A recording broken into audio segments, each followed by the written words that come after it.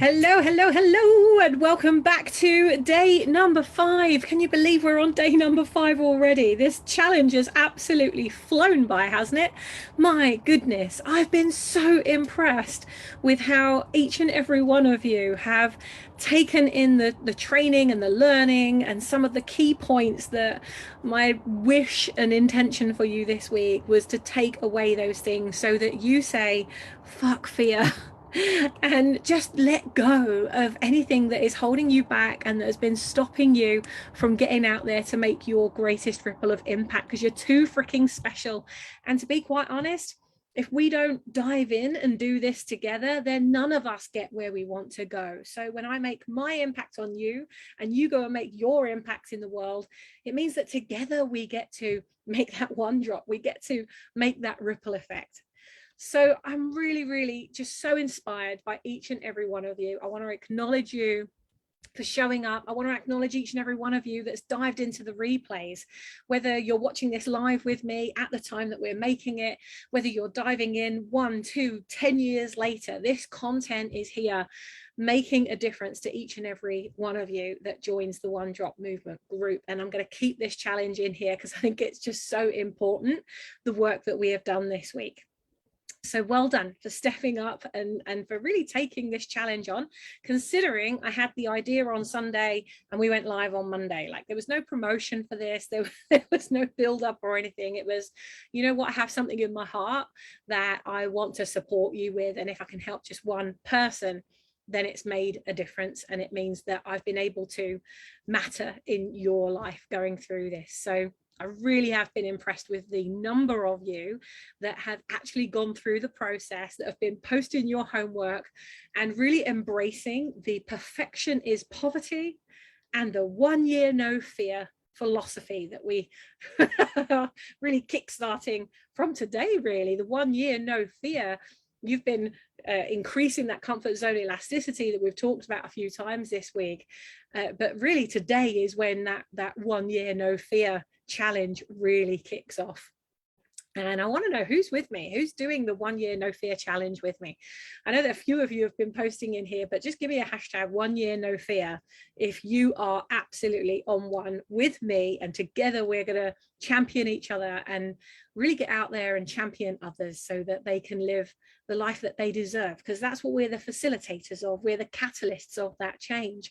And without us being the catalyst, without us standing up first, they're not going to have the permission or the confidence maybe to follow in your footsteps and go out there and do it as well. And just remember that whilst, and we've had this come up a few times this week, whilst you might at some point, if not now, you might have thought it in the past, you might have thought, oh my God, everybody is so much further ahead than me, they're better than me, they're bigger than me, they've got better social media than me, they've got a better message than me, they are further ahead than I am. Oh, look at all their images all over Google, right? They're so much further ahead than me, why would I even try? Well, whilst you are saying that, I want you to realize that someone else back there is saying that about you. Oh my God, they're so much further ahead than me. Oh, you know, look at them, they're so brilliant. But you're never going to see that. You're never going to see that in yourself, because you're so focused on all these feelings and these emotions of what you are not, that you're not seeing what you are. You're not seeing you through the eyes of those people that are saying, I wish I was as confident as them. Even if you're not confident, but the way you show up demonstrates something about you that somebody else really wishes they had. So please don't look at all these other thought leaders and go into compare and despair. The only reason we talked about modeling thought leaders that you really admire earlier in the week was just to look at what kind of content they're posting, get the wisdom from it, but don't take the emotion. Get the wisdom from it. How often are they posting? How are they showing up?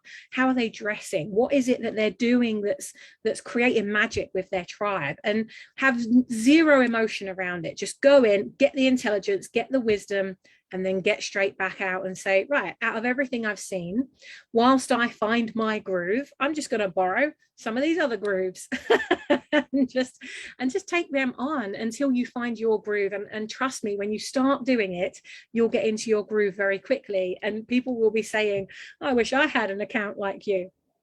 So just know that from my heart to yours, there is always somebody that's looking at you and saying, I wish I had, or I wish I was. And they are comparing themselves to you. And I wish that you could see that. I wish that you could believe that. And hopefully you do believe that. And hopefully you do know that. So today, on this 5th and final day of this challenge, we're going to end with the big kahuna. We're going to end with a fear that I have personally experienced many times. This fear has come up and like a little Pac-Man, it's tried to get me on the butt, and sometimes it has. But I also hear this fear from a lot of my Ripple Maker Mastermind members when they first join the mastermind, before we've worked on the resilience and confidence and the brand and the message. It's very easy to get into that fear, the fear that we're really digging into today. And that is the fear of nobody wanting what you offer. It's the fear of being irrelevant. It's the fear of being ignored, or even the fear of being abandoned. Another term for this fear, which is starting to become a more well-known term, is social rejection. You might not have heard that term before, but ultimately, I think it's very good at summing up really all of those little facets of fear, is that fear of social rejection. So I have a question for you. How many of you have at some point felt some kind of rejection or social rejection? How many of you have felt that? And how many of you have felt that and are still carrying it around with you today? Then maybe you've carried it into your business. And be honest, like, how many of you have carried that social rejection that you had when you were like 5 years old, and you're carrying it into your business as like a 50-year-old now? So that 5-year-old is running the fucking show. That 5-year-old is running your business. And maybe you've had more and more examples of that social rejection, maybe from the same person consistently over and over and over. And that has a habit of wearing you down no matter how strong you are. So that's not you that is the example of failure, which sometimes we can take on as like, well, how did I fail at that? I remember feeling like that in my first marriage. I was unrecognizable after 10 years with my first husband. You wouldn't recognize me now, right? I'd become very isolated, very insular. The verbal consistency of running me down had worn me down, and I was a very different person at the end of that relationship. All of my family and friends, there was me like not leaving that first marriage because I was so embarrassed and so much in fear of what everyone would say. You know, I was like, look, do you know what? Commitment and loyalty is like, they're two of my highest values.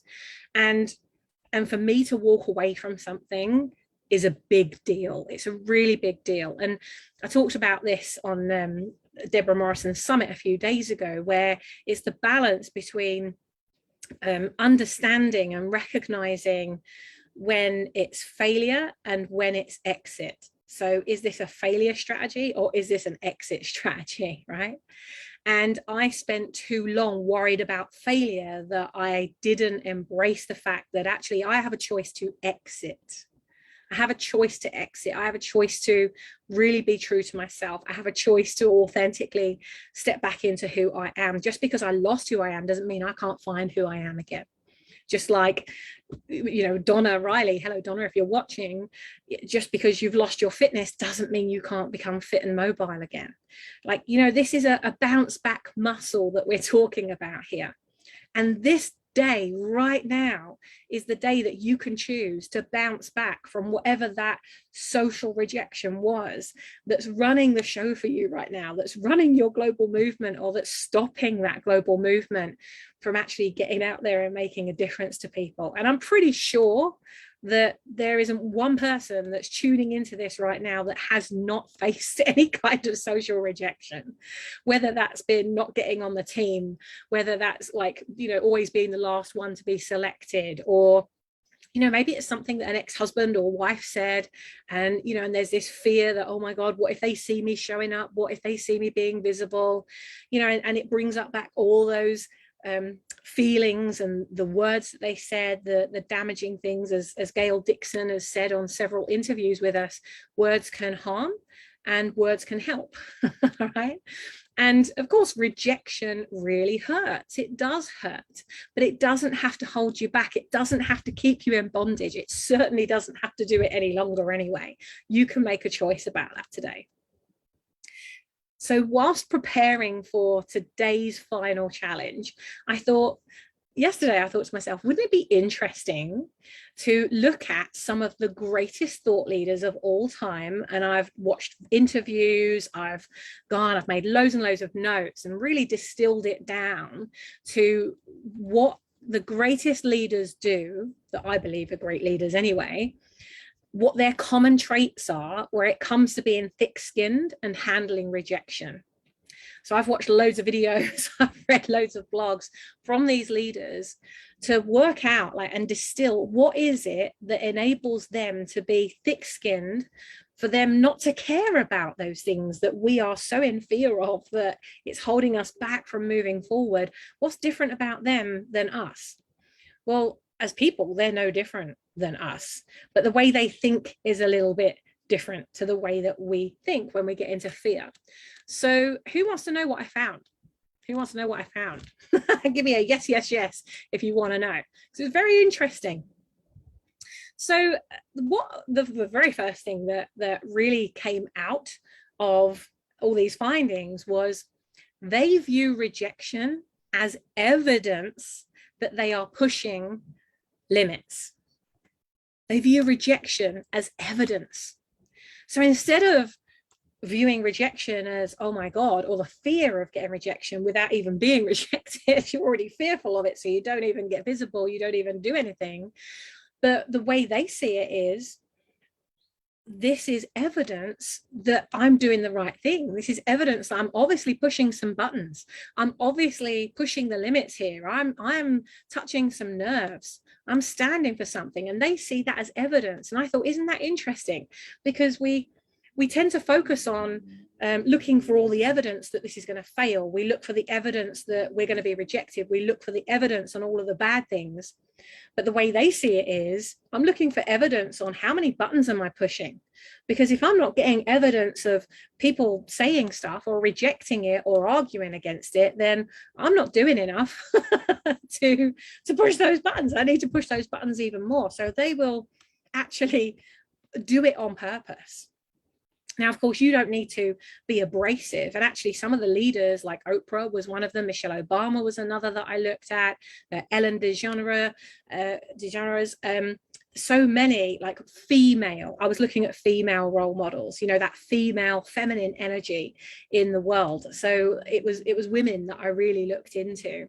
And, and I felt it was so powerful that these women leaders are so graceful in the energy that they are taking out to the world, but they are non-negotiable in that grace. They are non-negotiable in it. Like, you don't see them getting into arguments with people.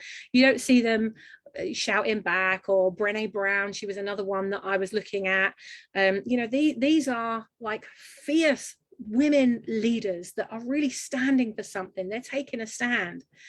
And they are doing everything they can to push limits in all kinds of areas of spirituality and business, in all areas of mental, physical, emotional, spiritual, financial areas. They are pushing those limits.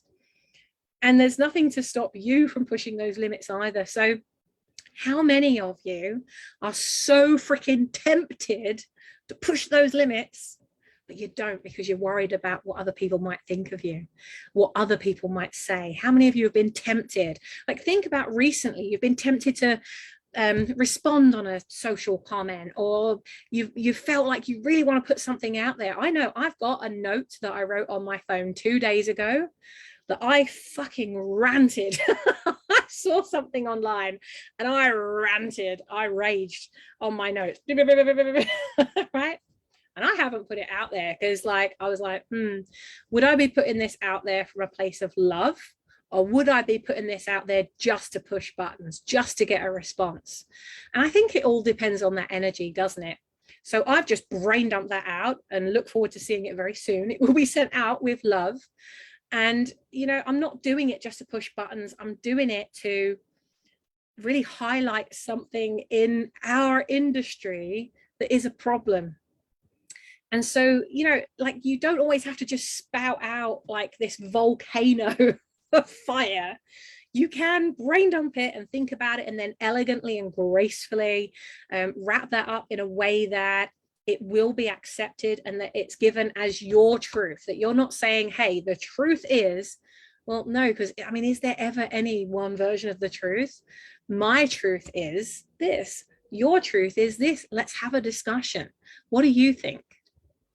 And what this enables us to do is to really bring all cultures, all religions, all thoughts, all beliefs together to have a good conversation about it. So seriously, guys, if you feel like you need permission to push buttons and to push people and push their limits, then I'm giving you that permission right now to go and do that.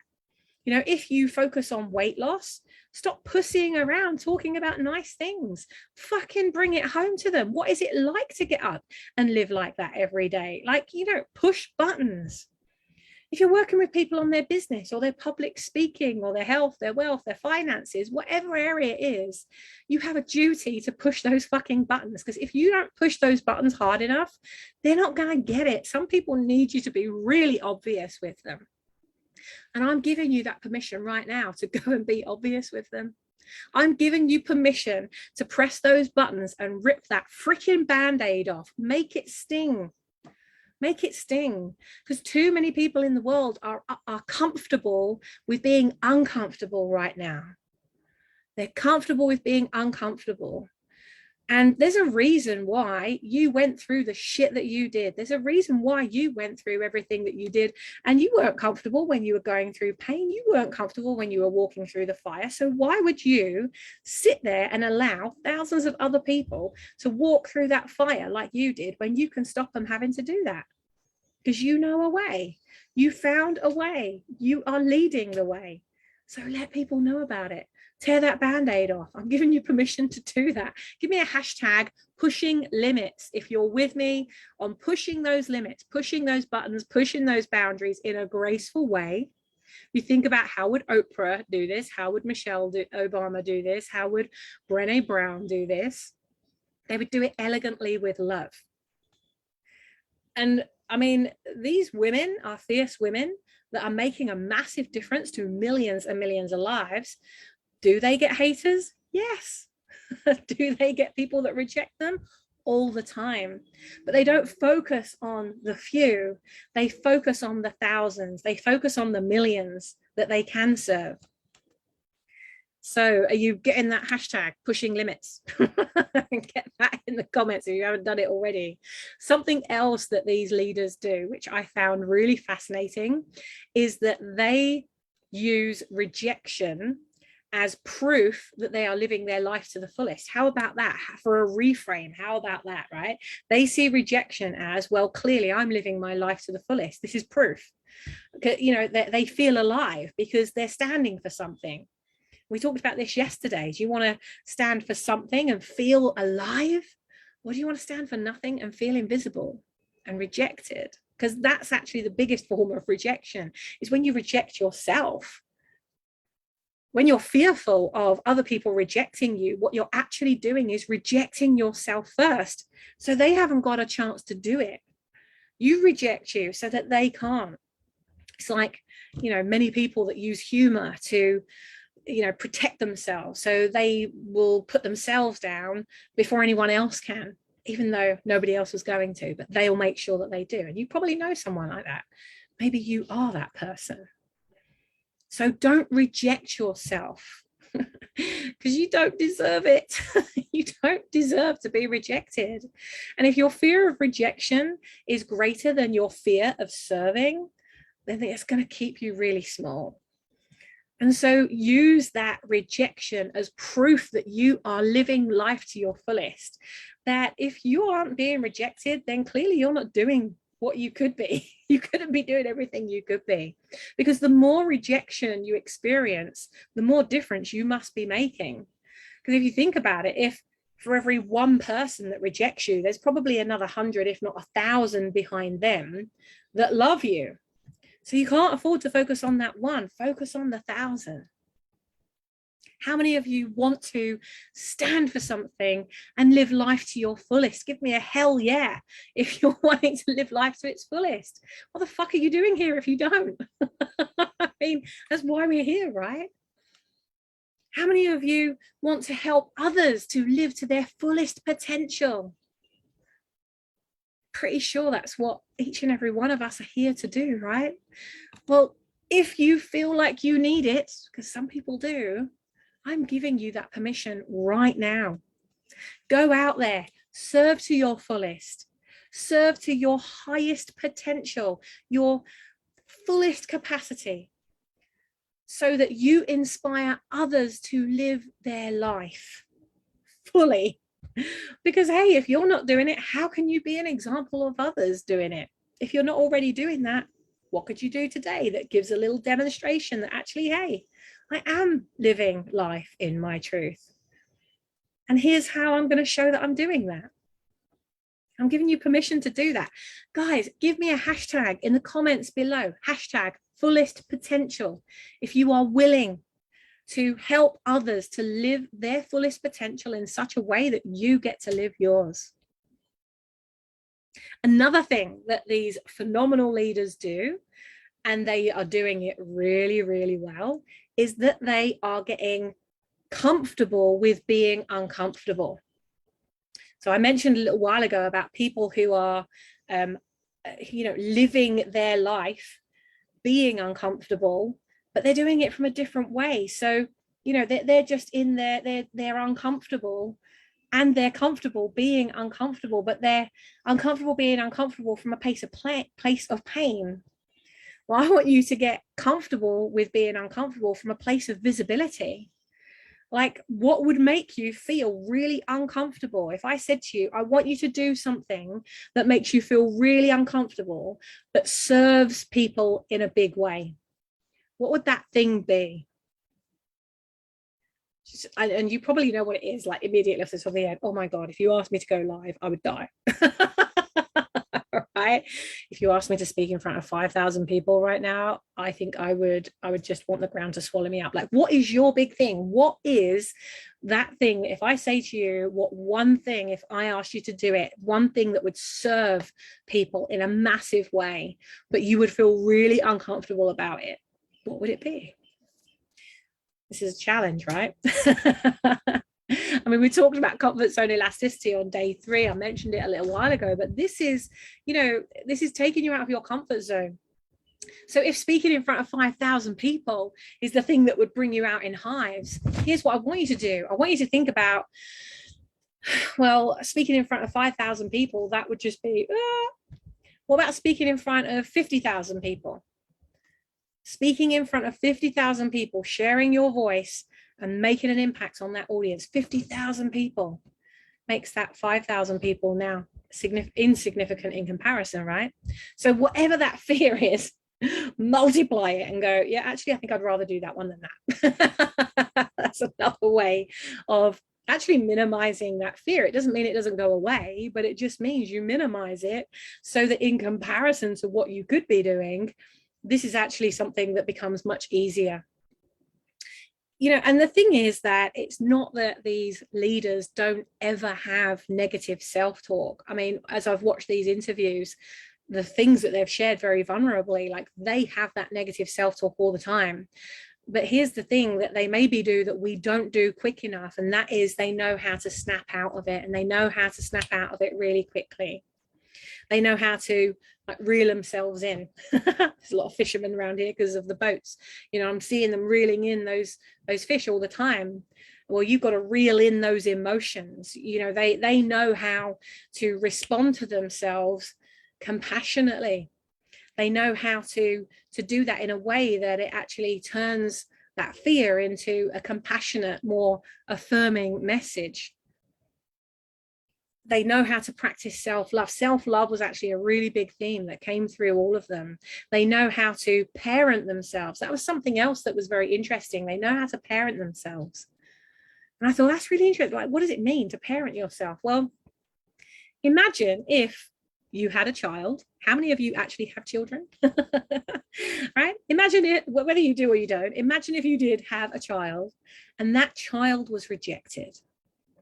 How would you handle that? How would you handle that child being rejected? What would you say to that child? I'm pretty sure that you'd give them a positive affirmation, right? You wouldn't give them some negative self-talk. And I mean, sometimes some people would, I suppose, but you wouldn't.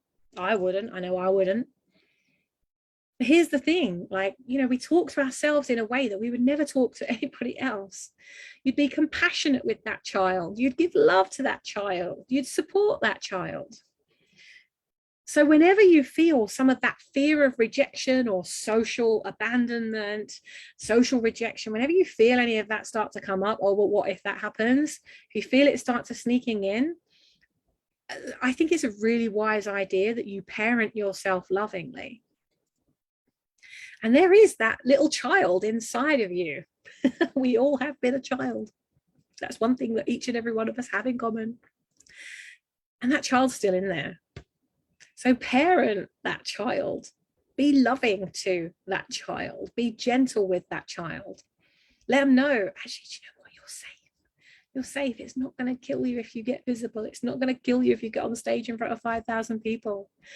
And you know what? Just know that no matter what you do, no matter how great it is, no matter how much of a difference you're making, you can never please everybody all the time. It's just not possible to do that. You are going to get rejected. It's going to happen. So face it head on. Know that it's happening. Know that it is going to happen. Understand it will happen. Face it head on. Know it's coming. Embrace that it's coming. Because when it does, you're standing for something. Don't let it stop you from helping others to get what they want so that you can get what you want. When you help others to achieve their dreams, you get to achieve yours. So shift the energy, because on the other side of that rejection, as I said a little while ago, for every one person that rejects you or puts a comment or says something negative, for every one person, there's at least another 100 to 1,000 people behind them who love everything that you say, who hang on your every word, who want more from you. And we cannot focus on the few. We have to put our focus on the 1,000. So remember, visibility, it's just a numbers game. We talked about this on one of the other sessions. It's a numbers game, and there is safety on numbers. Think about it. I mean, once upon a time, our greatest threat, our very greatest threat was probably getting eaten by a saber-toothed tiger. Can you imagine the fear? Like, that was a very real fear because it was a very real reality. Or, maybe later in life that became being murdered by fierce Vikings, as we evolved through time. There have been some very real fears in the history of man, but that's not our greatest challenge or our greatest threat today.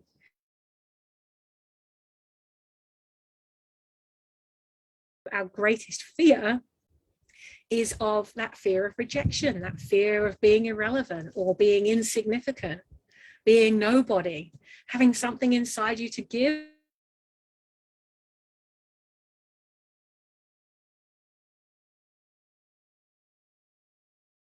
Of some way. And there are a lot of voices out there. There are a lot of eyeballs out there looking at one piece of content, right? There are many, many eyeballs watching what you're watching. So the fear is, well, what if no one listens to me? What if what I'm putting out there isn't good enough? What if people aren't impressed by me? Or what if they're not impressed by my content? What if nobody cares about what I'm putting out there? You know, I mean, this has a very basic and very deep impact on our need to be validated, our need to be successful, our need to be respected, our need to be needed even. But just know there is a tribe of people out there in the world who want to learn what you care about. And what you care about is something that they care about too. So you've got something in common already. You're not going to attract people that don't have something in common with you. In what you've got to say. They want to learn from people that they care about and know that those people care about them. And you do care about your tribe. You care about making a difference. So you are going to attract more people that care about the difference you want to make to them than people who just want to be obstructive. I mean, you know, for every one obstructive, grumpy person, there's going to be 100 to 1,000 amazing lives behind them that you are going to touch in a really positive way. And when you lead with honesty, when you lead with integrity, and you lead with love, you lead with your heart, you lead with good intentions behind absolutely everything that you're doing, when you lead in that way and you lead in that way, people can't argue with that because that's your truth. You can't argue with someone's truth. You can discuss their truth. You can say, well, that's your truth, this is my truth, but there isn't one core truth really, right? We all just have our own examples and experiences. That's what makes you so special, is that you have a whole life and a whole world of experiences you've had that are very unique to you.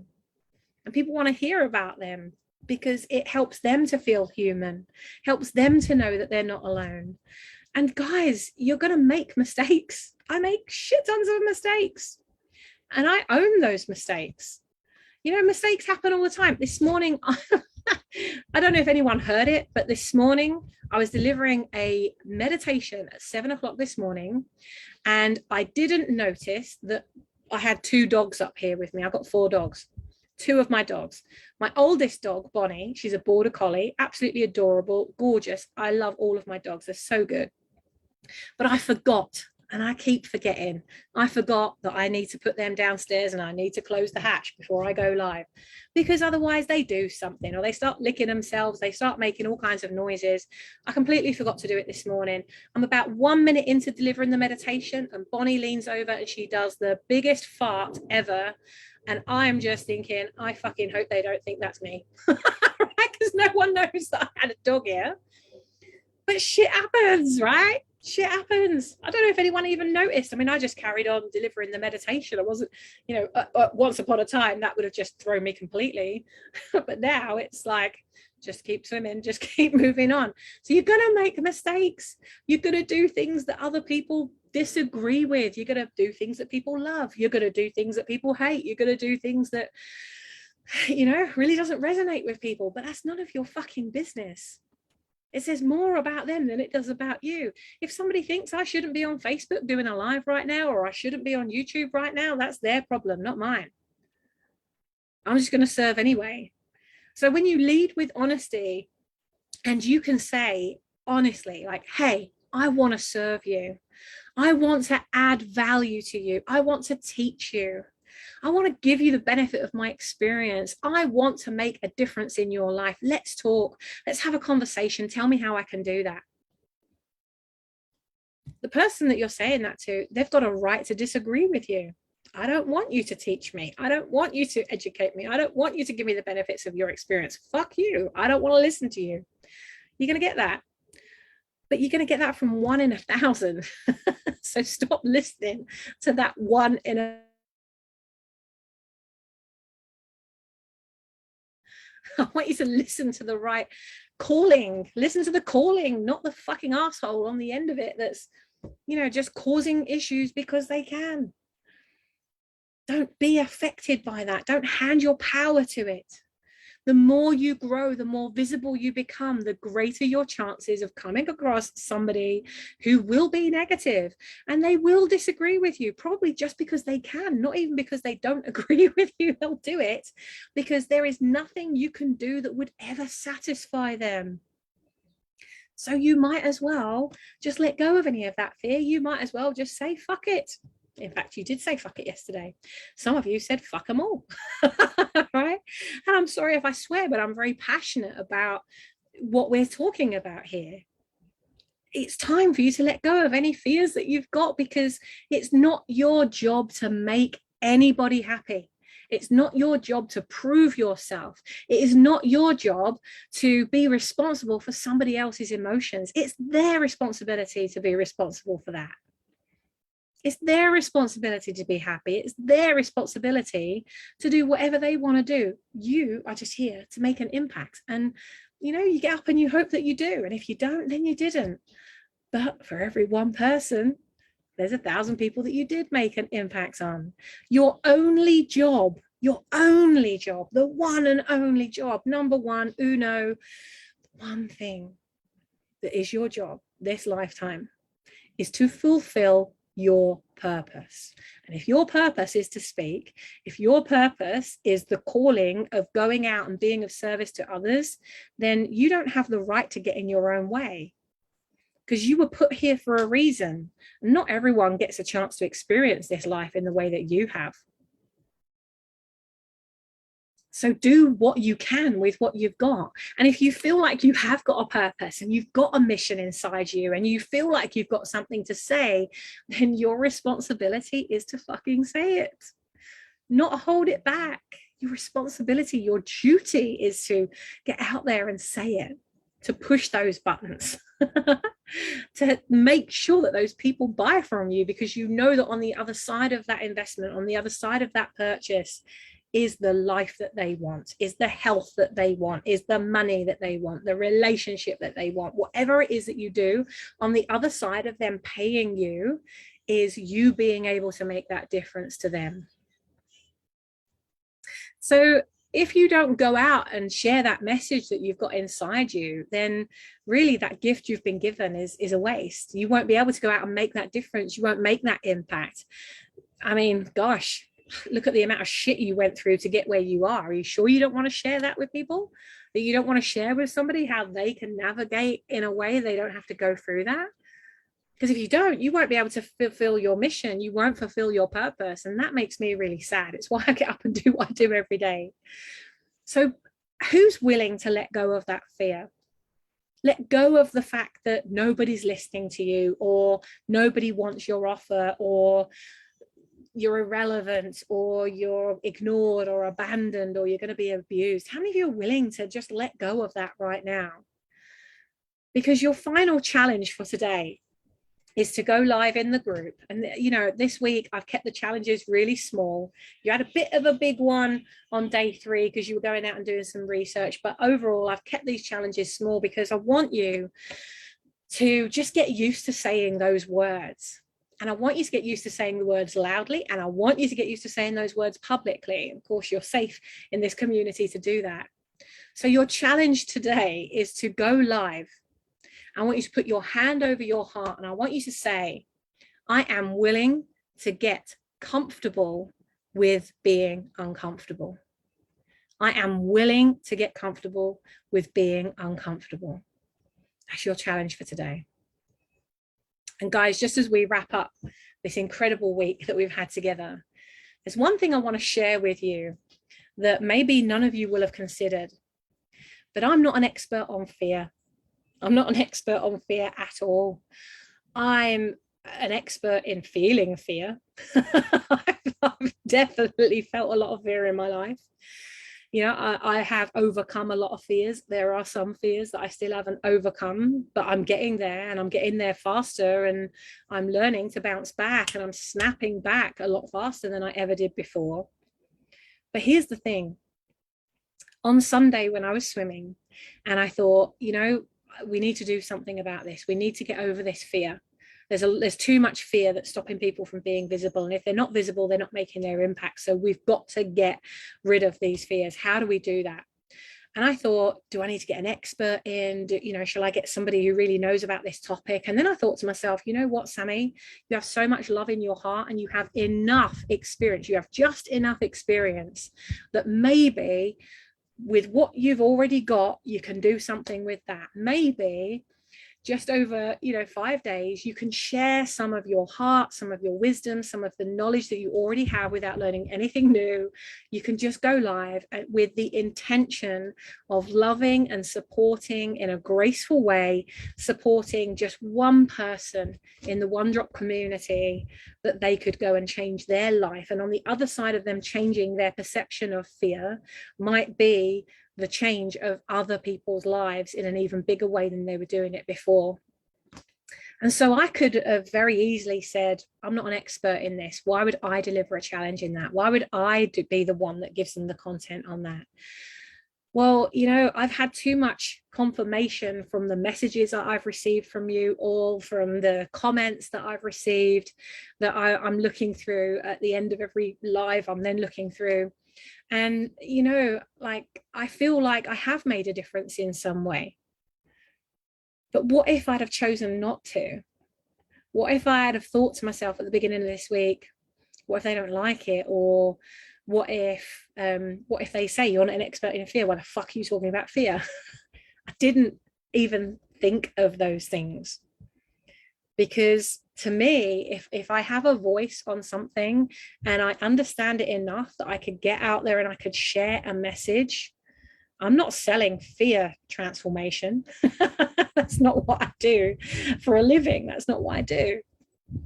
But if I can be the example for you, that in knowing what you know and feeling what you've felt and hearing what you've heard and doing what you've done and learning what you've learned and gaining what you've gained and meeting the people that you have, with all the experiences that you've already got, you have got enough to go live. I have been the very proof of that this week. So just as we wrap up this challenge, I want to tell you how fucking proud I am of you. I want to tell you how grateful I am to you for listening to me, even though I'm not an expert on fear. But I'm grateful that for your heart felt my heart. I'm grateful that your energy met my energy, and that together those two things did something really powerful and wonderful. And now it's your turn to go out there, start tearing that band-aid off, poking the bear, and fucking stand for it. Stand for it, stand for something. Be you, be true, be authentic, go out there, lead with grace, lead with fire, lead with energy, and lead with the authenticity that is yours and yours alone. So it's been a pleasure and an honor to play full out with each and every one of you this week. For those that I'm seeing at Ripple Maker Live this weekend, I'll look forward to building your brand with you over the next couple of days. If you can't make this weekend, but you're interested in joining us in October, we've got dates in October where we're running the next 7-step brand Kickstarter over 2 days, where I'm running it live. I do it 4 times a year. And we have a beautiful Ripple Makers mastermind where I go live twice a day to mastermind with our members. If that's something you're interested in, talk to me. I'm here to support you, because I don't make my impact if you're not making yours. So go out there and do it. And if there's any way that I can support you, get a clarity call booked in with me. I'll make sure that I put my link in with the description at the top of this video just after we've finished, and book that clarity call with me. Sammy, how could you help me? Here's where I'm at. Because it might not be the mastermind that's right for you. It might not be Ripple Maker Live that's right for you. I might have a product or a program. Bearing in mind, I've launched over 1,000 products and programs and books and worksheets and tools and templates, that I probably have something that can help you to move forward wherever you are at, to meet you where you're at. So please get a clarity call booked in with me, and let's get you out there. Let's get you more visible, and let's take your one brand message, your one movement out to the world, and do that with your one ripple of impact. I love you. I honor you. Go out there and do it. Make me proud. Mwah. Proud Mama Bear. And I'll see you on the other side. 1 year, no fear. Let's start today. Let's do this.